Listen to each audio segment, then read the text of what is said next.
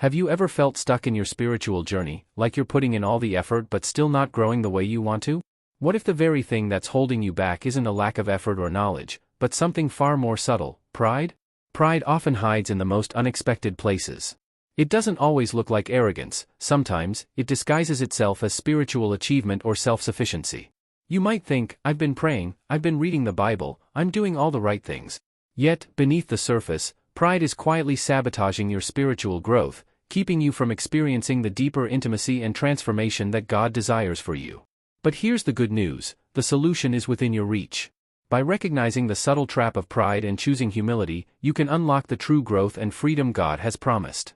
It's time to break free from this hidden obstacle and step into a life of deeper connection with God, a life where humility opens the door to the abundant growth He has waiting for you. Before we dive in, I want to invite you to become a part of something special, our community of like-minded individuals who are committed to growing spiritually, together. By subscribing to this channel, you'll not only be joining a group of people passionate about deepening their faith, but you'll also get exclusive access to content designed to help you break through the barriers that are holding you back from your spiritual growth. So, if you're tired of feeling stuck and want to be part of a community that will encourage, challenge, and uplift you, hit that subscribe button now. Trust me, you won't want to miss what's coming next. Ready to discover if pride is secretly sabotaging your growth? Let's get started. What is spiritual pride? Imagine a man who prays fervently every day, never misses a church service, and knows the Bible from cover to cover. To those around him, he appears to be a model believer, dedicated, knowledgeable, and spiritually strong. His words are eloquent, his prayers passionate, and his devotion undeniable. People admire him, seeking his counsel and praising his faith. But deep inside, something is growing, something subtle, something dangerous: spiritual pride. Unlike sins that are easily recognizable, like lying, stealing, or adultery, spiritual pride is deceptive because it wears the mask of righteousness. It makes a person feel superior to others, not because of their relationship with God, but because of their own spiritual achievements. At first, it starts as confidence. After all, they are praying, studying, and obeying God's commands. But over time, that confidence turns into self-righteousness. Instead of being humbled by God's grace, they start believing they deserve His favor more than others. This is exactly what Jesus warned about in the parable of the Pharisee and the tax collector, Luke 18 verses 9 to 14. Picture the scene: the grand temple, golden and majestic, a place of worship where people gather to seek God. The Pharisee stands at the front, dressed in fine religious garments. He lifts his head proudly and begins to pray, but his words reveal the condition of his heart. God, I thank you that I am not like other people, robbers, evildoers, adulterers, or even like this tax collector. I fast twice a week and give a tenth of all I get. Now, shift your eyes to the tax collector. He stands at a distance, not daring to lift his eyes to heaven. His clothes are plain, his hands trembling, his heart burdened. Unlike the Pharisee, he has no list of good deeds to present before God. Instead, he beats his chest and cries out, God, have mercy on me, a sinner. Jesus then delivers a shocking statement: it was the tax collector, not the Pharisee, who left that place justified before God. Why? Because spiritual pride blinds us to our own need for mercy. The Pharisee saw himself as righteous because of his actions, while the tax collector recognized his complete dependence on God's grace. Spiritual pride manifests in many ways. Sometimes, it's seen in those who judge others harshly, forgetting that they too are in need of grace. Other times, it's in those who refuse correction, believing they are too spiritually mature to be wrong. It can also be found in those who serve, not out of love for God, but for recognition, wanting to be seen and admired for their dedication. Or in those who rely on their own wisdom instead of seeking God's guidance, convinced that they have all the answers. The Bible warns us repeatedly about the dangers of pride. Proverbs 16 verse 18 says, Pride goes before destruction, a haughty spirit before a fall. It was pride that caused Lucifer to fall from heaven. It was pride that led Adam and Eve to believe they could be like God. And it is pride that, even today, can keep us from growing spiritually, making us think we have already arrived when, in reality, we are still on the journey. But there is hope. The antidote to spiritual pride is humility. James 4 verse 6 reminds us, God opposes the proud but gives grace to the humble. When we recognize that our righteousness is not our own, but comes from Christ alone, we stop boasting in ourselves and start glorifying Him. Spiritual growth does not happen when we exalt ourselves. It happens when we surrender. The closer we draw to God, the more we realize how much we need Him. The greatest danger of spiritual pride is that it makes us blind to our own flaws. But the greatest blessing of humility is that it opens our eyes to the transforming power of God's grace. True maturity is not in thinking we are better than others, but in recognizing that, without God, we are nothing. The difference between pride and healthy self-esteem. There is a fine line between confidence and arrogance, between trusting in God and trusting in ourselves. At first glance, spiritual pride and healthy self-esteem may seem similar, but their roots and their outcomes are vastly different. One strengthens our faith and draws us closer to God, the other blinds us and pulls us away from Him. To understand this difference, we need to look at two men, both chosen by God, both blessed with leadership, but with two very different hearts. One was a man after God's own heart, the other was a man who lost his way. Their names? David and Saul. David was never the strongest, the tallest, or the most obvious choice for a king. When the prophet Samuel arrived at Jesse's house to anoint the next king of Israel, David wasn't even considered at first. His father presented his older, stronger brothers, assuming that one of them must be the chosen one. But God told Samuel something powerful: "Do not consider his appearance or his height, for I have rejected him." The Lord does not look at the things people look at. People look at the outward appearance, but the Lord looks at the heart. 1 Samuel 16 verse 7. David's confidence came from this truth: his identity was not based on how others saw him, but on how God saw him. This is what healthy self-esteem looks like. It is a deep, unshakable understanding that our worth is not in our achievements, status, or appearance, but in the fact that we are loved by God. Later, when David faced Goliath, his confidence was not arrogance, it was trust. He did not rely on his own strength, but on God's power. He boldly declared, "The Lord who rescued me from the paw of the lion and the paw of the bear will rescue me from the hand of this Philistine." 1 Samuel 17 verse 37. David was not full of himself, he was full of faith. Now, let's look at Saul. When Saul was first chosen as king, he was humble. In fact, he was so uncertain of himself that he hid when Samuel called him to be presented before Israel. 1 Samuel 10 verse 22. But over time, something changed. Instead of trusting in God, Saul began to trust in himself. His leadership became more about his own reputation than about honoring the Lord. One of the most telling moments of Saul's downfall was when he disobeyed God's command to completely destroy the Amalekites. Instead of following orders, Saul spared King Agag and kept the best of the livestock. When confronted by Samuel, Saul made excuses, saying he had saved the animals to sacrifice to God. But Samuel responded with words that still echo today: "To obey is better than sacrifice." 1 Samuel 15 verse 22. Saul's mistake was not just in his actions, but in his heart. He began to believe that his position as king made him above correction. He thought he could twist God's commands to fit his own desires. This is the essence of pride: it leads us to believe that we know better than God. And because of this pride, Saul lost his throne. So what is the key difference between healthy self-esteem and pride? It all comes down to who gets the glory. Healthy self-esteem is knowing your value in God's eyes, while pride is believing your value comes from yourself. Healthy self-esteem humbly acknowledges that God is the source of all strength, while pride takes credit for what God has done. Healthy self-esteem leads to confidence in God's power, while pride leads to self-reliance and, ultimately, downfall. The Bible warns us in Proverbs 16 verse 18, "Pride goes before destruction, a haughty spirit before a fall." This is exactly what happened to Saul: his pride led to his fall. And yet, we see the opposite in David. Even when David made mistakes, he always returned to God with a repentant heart. That is why he was called a man after God's own heart, Acts 13 verse 22. The key to avoiding pride while maintaining healthy self-esteem is simple: stay humble before God. James 4 verse 10 says, "Humble yourselves before the Lord, and He will lift you up." Confidence is good, but it must always be rooted in our relationship with God, not in our own abilities. The moment we start thinking, "I did this on my own," we begin walking the same dangerous path as Saul. True self-esteem comes from knowing that we are deeply loved by God, not because of what we do, but because of who He is. When we live in this truth, we can stand boldly like David, not in our own strength, but in the strength of the Lord. Pride can disguise itself as spirituality. In a quiet village, there once lived a man named Elias. From the outside, Elias appeared to be the most devoted follower of God. He fasted regularly, prayed loudly in the streets, and quoted scripture with authority.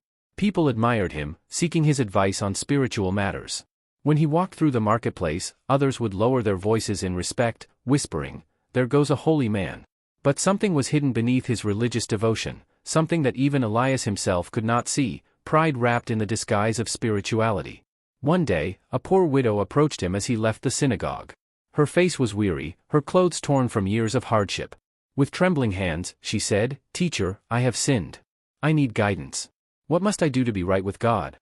Elias looked at her with a stern face and said, "Have you fasted twice a week as I do? Have you given a tenth of everything, even the herbs in your garden? Have you memorized the sacred texts?" The widow shook her head, ashamed. She had nothing to give but a heart full of sorrow.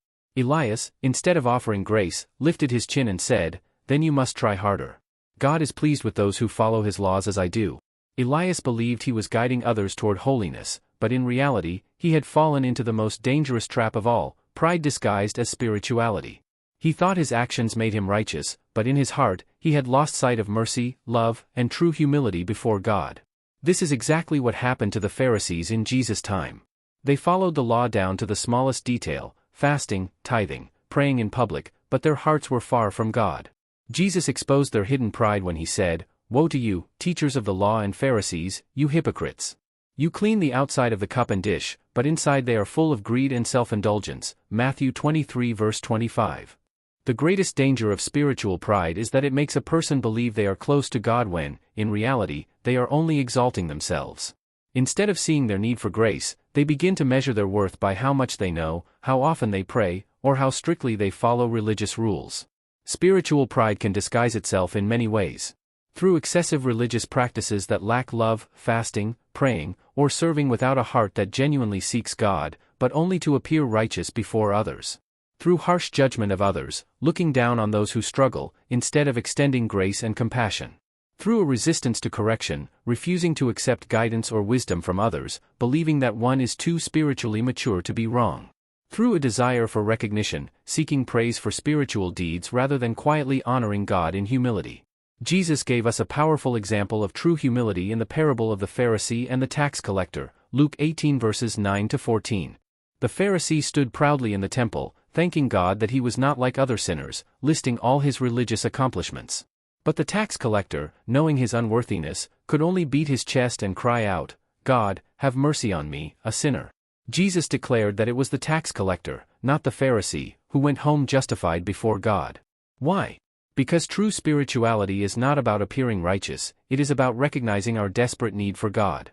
The moment we start to believe that our good deeds, knowledge, or spiritual disciplines make us better than others, we have allowed pride to take root in our hearts. But there is hope. The antidote to this disguised pride is found in James 4 verse 10, "Humble yourselves before the Lord, and he will lift you up." When we humble ourselves, we stop striving to prove our worth and start resting in God's grace. When we strip away the disguise of self-righteousness, we find true freedom in Christ. Spirituality without humility is empty. But when we walk in genuine humility, acknowledging that every good thing in us comes from God, then and only then do we truly reflect His heart. What if the most spiritual thing you do is actually the very thing keeping you from God? How often do we fall into the trap of thinking our religious acts make us better than others, only to miss the true heart of humility? Let me know in the comments, have you ever found yourself judging others based on their actions, or perhaps, caught yourself measuring your worth by your own spiritual achievements? How can we shift from pride disguised as spirituality to the true humility that Jesus calls us to? Let's talk about it. How pride hinders spiritual growth. Imagine a tree, strong and tall, its branches stretching toward the sky. From a distance, it looks healthy, unshakable. But beneath the surface, its roots are shallow, weak. It stands firm for a time, but when the storm comes, the wind easily uproots it. This is what pride does to the soul. It gives the illusion of strength but robs a person of true spiritual growth. One of the clearest examples of this in the Bible is the story of King Uzziah. He became king of Judah at just 16 years old, and at the beginning of his reign, he sought God with humility. He listened to wise counsel, followed the Lord's commandments, and as a result, God blessed him abundantly. His armies were victorious, his name became famous, and his kingdom flourished. As long as he remained humble, he continued to grow. But then, something changed. As his power increased, so did his pride. Uzziah began to believe that his success was his own doing. He no longer depended on God as he once did. Instead, he became confident in his own strength and wisdom, convinced that he could do whatever he pleased. One day, in an act of arrogance, he entered the temple of the Lord to burn incense on the altar, a duty that was strictly reserved for the priests. The moment he lifted the incense burner, the priests rushed to stop him. They warned him, pleaded with him, telling him that he was dishonoring God. But Uzziah refused to listen. He was the king, after all. He had conquered nations, built cities, and won great victories. Why should he, in all his power, be denied this? The very moment he defied God's order, something terrifying happened. A white patch appeared on his forehead, leprosy. The disease spread instantly, marking him as unclean. He was rushed out of the temple, and from that day forward, the mighty king who once ruled with strength and wisdom was forced to live in isolation, cut off from his people, stripped of his authority, and unable to ever enter God's presence again. Pride had destroyed what he had spent years building. This is the danger of spiritual pride. It blinds the heart, making a person believe they are strong when, in reality, they are standing on unstable ground. It hardens the soul, making it resistant to correction. A proud person stops seeking wisdom, believing they already have all the answers. They refuse to acknowledge their faults, justifying their actions rather than humbling themselves before God. Instead of growing, they become stuck, unable to receive the nourishment that would allow them to thrive. Spiritual growth requires humility, the willingness to be taught, corrected, and led. It requires the understanding that no matter how much we learn, how much we serve, or how long we have walked in faith, we will always need God's grace. The moment a person believes they have reached a level where they no longer need correction, no longer need to repent, no longer need to seek God's direction, they stop growing. The closer a person truly walks with God, the more they realize how much they depend on Him. Jesus gave a powerful warning about this kind of pride. He spoke of religious leaders who did everything right on the outside, prayed loudly, gave tithes, followed every rule, but their hearts were far from God. They were so full of themselves that they could no longer recognize their need for mercy. This is the greatest tragedy of pride, it separates a person from God without them even realizing it. But there is hope. God does not reject the brokenhearted. He does not turn away those who humble themselves before Him. The cure for pride is surrender, an honest recognition that everything we have, every talent, every opportunity, every bit of wisdom, comes from Him alone. True growth begins when we let go of our self-sufficiency and cling to the One who is the source of all life. The deeper the roots, the stronger the tree. The more we humble ourselves, the more we will grow in the presence of God. Pride and comparison with others. Imagine a peaceful morning in the town of Jericho. The sun is shining, birds are singing, and the streets are bustling with people. Among them, two men enter the temple, and their stories, although similar, are as different as night and day. The first man is a Pharisee. His robes are rich, gleaming in the sunlight, and his gaze is full of pride. He walks confidently through the temple, making sure that everyone notices his presence. He stands tall, head held high, and begins to pray, raising his voice so all can hear his words. He says, "God, I thank you that I am not like other men, like the robbers, the evildoers, the adulterers, or even like this tax collector." He glances toward a humble man kneeling nearby, his head bowed in reverence.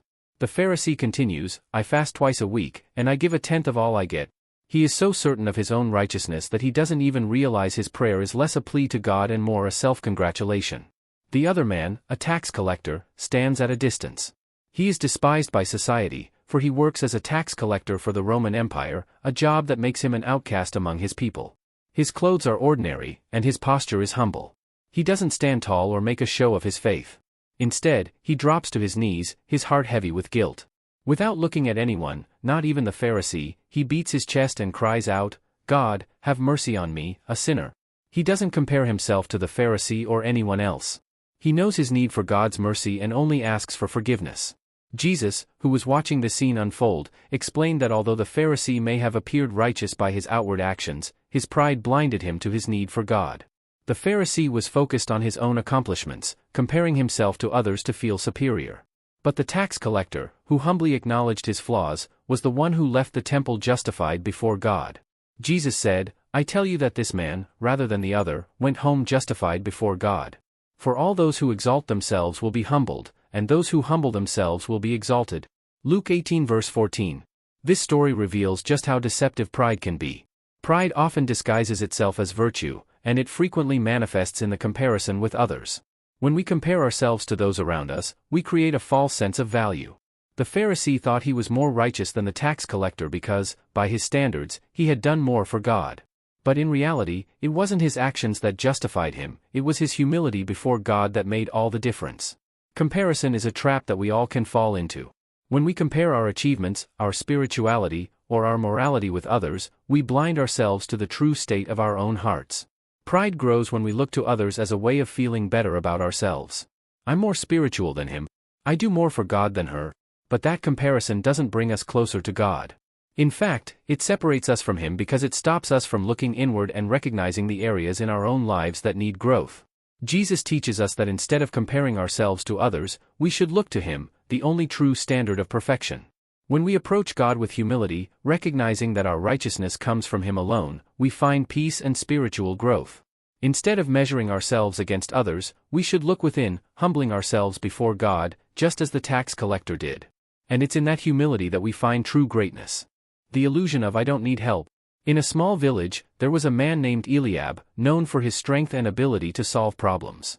When things went wrong, everyone turned to him for help, and he always found a way to fix things. But when a famine hit the village, things became harder than ever. Crops withered, and food grew scarce. Despite the growing desperation, Eliab refused to ask for help. I can handle this on my own, he thought. I don't need anyone else. Days passed, and despite his best efforts, Eliab's plans failed. The famine was too great for one person to overcome. The villagers began to lose hope, and Eliab felt the weight of their expectations on his shoulders. One evening, an elderly man from the village approached Eliab. The old man had seen many seasons of hardship and offered his wisdom. I see you're trying so hard, Eliab, he said. But you're carrying a weight that isn't meant to be carried alone. Eliab, still proud, replied, I don't need help. I've always managed by myself. The old man gently responded, even the strongest tree needs water to survive. No one can handle everything alone. Finally, Eliab admitted to himself that he couldn't do it by himself. The next day, he gathered the villagers, confessed his struggles, and asked for their help. Together, they worked, shared resources, and found new ways to support each other. Though the famine didn't end immediately, Eliab realized that true strength wasn't in doing everything alone, but in recognizing when to ask for help. He learned that pride, the belief that we don't need others, only leads to frustration and failure. The strongest people are those who know when to humble themselves and rely on others. We were never meant to carry life's burdens alone. True strength comes from humility and the willingness to ask for help when we need it. If you're finding this message helpful, don't forget to give it a like. It's a simple way to show your support, and it helps others who may be struggling with the same issues discover this video. Plus, it lets me know that this content is resonating with you. So, if this is speaking to you today, hit that like button. Let's keep this conversation going and spread the truth together. When pride makes us resist the voice of God. In the time of the prophet Jonah, God called him to go to Nineveh, a city known for its wickedness. God wanted Jonah to warn the people that their sin would bring destruction unless they repented. But Jonah, filled with pride, believed the Ninevites didn't deserve God's mercy. He thought, why should I go? They're beyond saving. Instead of obeying, Jonah tried to escape by sailing to the opposite side of the world. As he sailed, a powerful storm hit the ship, and the sailors feared for their lives. Jonah confessed he was the cause and told them to throw him overboard. Reluctantly, they did, and the storm stopped immediately. Jonah was swallowed by a great fish, where he spent 3 days and nights. In that dark place, Jonah finally humbled himself and prayed, acknowledging his pride and disobedience. God showed mercy by having the fish spit Jonah out. This time, Jonah obeyed and went to Nineveh, delivering God's message of repentance. To Jonah's surprise, the people of Nineveh listened, repented, and God spared the city. Yet, Jonah was still angry. His pride prevented him from understanding why God would show mercy to such a sinful city. God reminded Jonah that his mercy is far greater than human understanding, using a plant that Jonah cared for as an example. God asked, shouldn't I care for Nineveh, a city with many people? Jonah's pride had made him resist God's will, thinking he knew better. But God's mercy and grace are beyond our comprehension. Just like Jonah, when pride takes root in our hearts, we may resist God's voice, but true spiritual growth comes when we humble ourselves and trust in His greater plan. The connection between pride and unforgiveness. Esau, the older brother of Jacob, was the firstborn son, but his pride led to a poor decision. One day, starving after a long day of hunting, he agreed to trade his birthright, the right to his father's blessing and inheritance, for a bowl of stew. In that moment, Esau's pride in his position was overshadowed by his immediate need. He gave up something permanent for something temporary. Later, when their father Isaac was near death and blind, Esau was supposed to receive the blessing. However, Jacob, with their mother's help, deceived Isaac and stole the blessing meant for Esau. Esau was furious. He felt betrayed and vowed to kill Jacob. His anger and pride turned into a deep unforgiveness. He refused to forgive Jacob for taking what was rightfully his. Years passed, and Jacob, fearing Esau's wrath, sent gifts and messengers ahead of him when he returned home. When Esau saw Jacob, instead of attacking, he ran to him, embraced him, and forgave him without hesitation. Esau's pride had melted away, and he chose forgiveness over revenge. Esau's story shows us that pride often leads to unforgiveness. When we hold on to pride, we refuse to forgive, believing our anger will make things right. But unforgiveness only keeps us trapped in the past. Esau's decision to forgive freed him from bitterness, and it allowed him to move forward in peace. Forgiveness is a choice. Letting go of pride and bitterness opens the door to healing and reconciliation. Like Esau, we can choose to forgive, breaking the cycle of pride and embracing peace. Humility as the antidote to pride. King Nebuchadnezzar of Babylon was known for his great power and wealth. He ruled over a vast empire, and his pride made him believe everything he had achieved was due to his own strength. One day, he had a dream of a large tree that provided shelter and food for all. But the tree was cut down, and only a stump remained. The prophet Daniel interpreted this dream, telling Nebuchadnezzar that God was warning him to humble himself or he would lose his kingdom and live like an animal. Ignoring the warning, Nebuchadnezzar continued in his pride, boasting about his achievements. As a result, God humbled him, and for 7 years, he lived in madness, eating grass and behaving like a beast. His pride had led to his downfall. After this time, Nebuchadnezzar acknowledged God's authority and praised him, realizing that true greatness comes from humbling oneself before God. He confessed, "Those who walk in pride he is able to humble." This story shows us that humility is the antidote to pride. When we humble ourselves before God, we recognize that everything we have is by His grace. Humility protects us from the dangers of pride and leads to spiritual growth. Just like Nebuchadnezzar, when we choose humility, we align ourselves with God's will and experience true freedom. The role of prayer in combating pride. King Saul's story teaches us a vital lesson about the role of prayer in fighting pride. At the start of his reign, Saul was humble, relying on God's guidance. But over time, his success made him prideful. He began to rely on his own strength and ignored God's commands. When God instructed Saul to completely destroy the Amalekites, Saul spared the king and the best livestock. Samuel confronted him, reminding him that God values obedience more than sacrifice. Saul's pride led to his downfall because he stopped seeking God's guidance. Prayer is essential in fighting pride.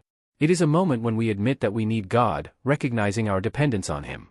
It was Saul's pride that led him to ignore God's voice, but prayer brings us back to humility. King David, despite his flaws, understood the importance of prayer. After sinning, David turned to God in repentance, saying in Psalm 51, "Create in me a clean heart, O God." Prayer helped David stay humble, acknowledging his need for God's forgiveness. Jesus also taught about the power of prayer in overcoming pride. In the parable of the Pharisee and the tax collector, the Pharisee prayed arrogantly, while the tax collector humbly sought God's mercy.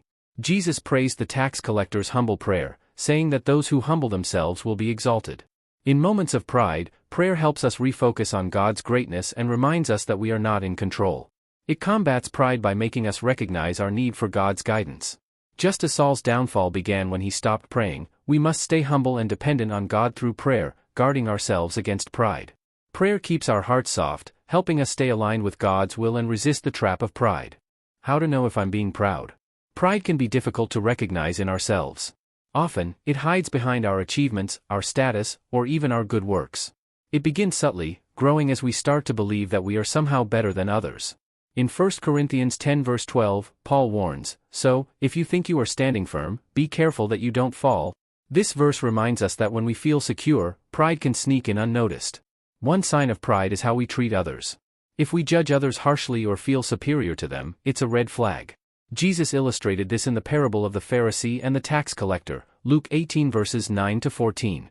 The Pharisee, proud of his religious practices, looked down on the tax collector.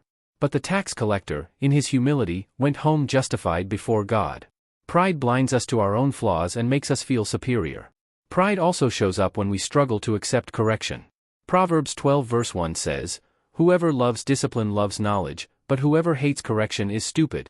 If we become defensive or angry when someone points out our mistakes, it may be a sign that pride is at work.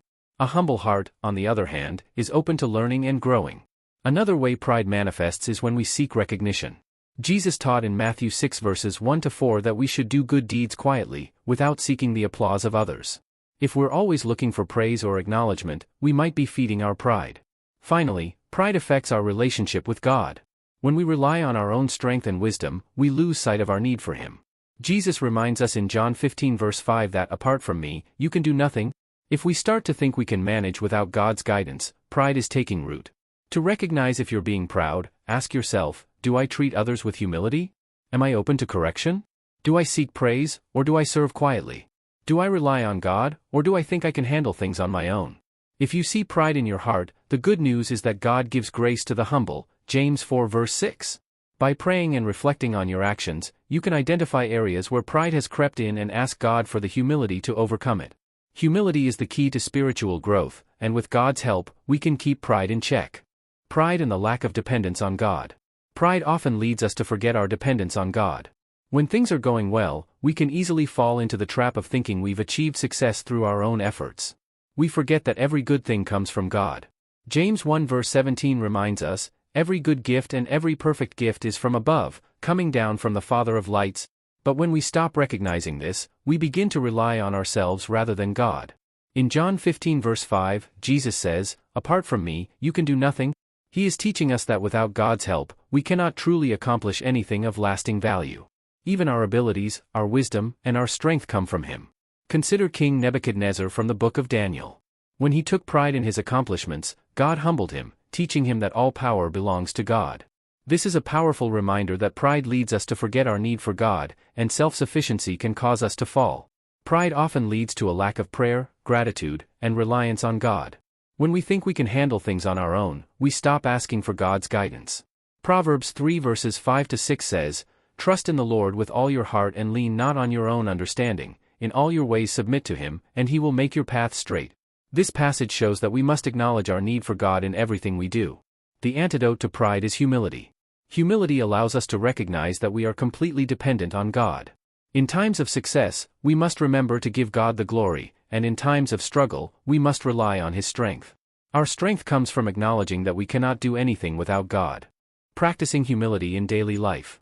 Humility may not always feel easy in our fast-paced world, where achievements, status, and pride often take the spotlight.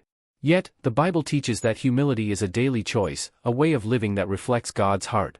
Jesus Himself showed us the true meaning of humility. Even though He was the Son of God, He chose to serve. In John 13, He washed the disciples' feet, a job meant for the lowest servant.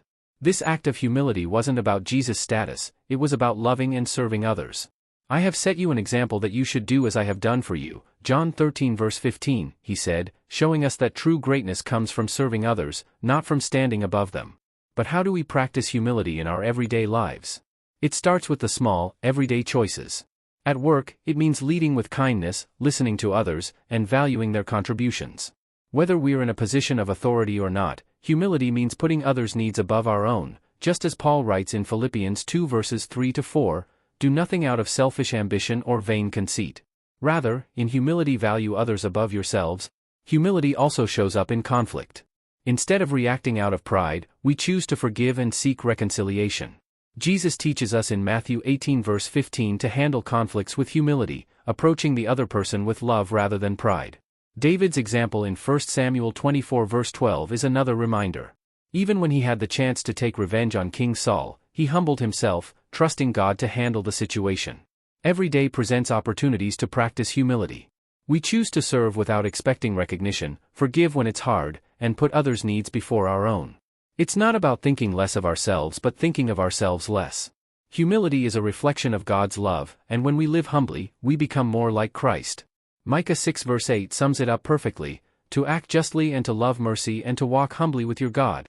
Humility isn't just a one-time choice, it's a lifestyle. Let's live each day with the humility Christ showed us, in every moment, with every person. I'd love to hear your thoughts on this. Do you think it's possible to fall into the trap of spiritual pride without even realizing it? How have you seen pride disguised in your own life, or even in the church around you? Drop a comment below and let's talk about it. What's your experience with balancing spirituality and humility? Let's get the conversation started. So, let's take a moment to pause and reflect on what we've learned today. Pride can sneak into our hearts without us even realizing it, slowly holding us back from the spiritual growth God wants for us. It can disguise itself in all sorts of ways, whether it's through thinking we don't need help, comparing ourselves to others, or relying on our own strength instead of God's. But here's the truth, God is always ready to help us grow. He's waiting for us to humble ourselves, to open our hearts, and to let Him lead the way. When we choose humility, when we stop trying to prove ourselves and simply rely on His grace, we start to see real, lasting change in our lives. So, I want to encourage you today, if you've noticed pride creeping in, don't be discouraged. God's love and mercy are there for you. Simply ask Him to help you, to show you the areas where pride has taken root, and trust that He will guide you to a place of true spiritual growth. You don't have to do this alone, God is with you every step of the way. Let's choose humility, and watch how He transforms our hearts and lives. If you found this video helpful and want to continue growing in your spiritual journey with a community that's committed to walking in humility and truth, make sure to hit that subscribe button. By joining us, you'll get exclusive access to more content like this, content that challenges and empowers you to break free from the traps of pride and step into the fullness of God's grace. Don't miss out on being a part of a community that supports and lifts each other up. Hit subscribe now and let's grow together.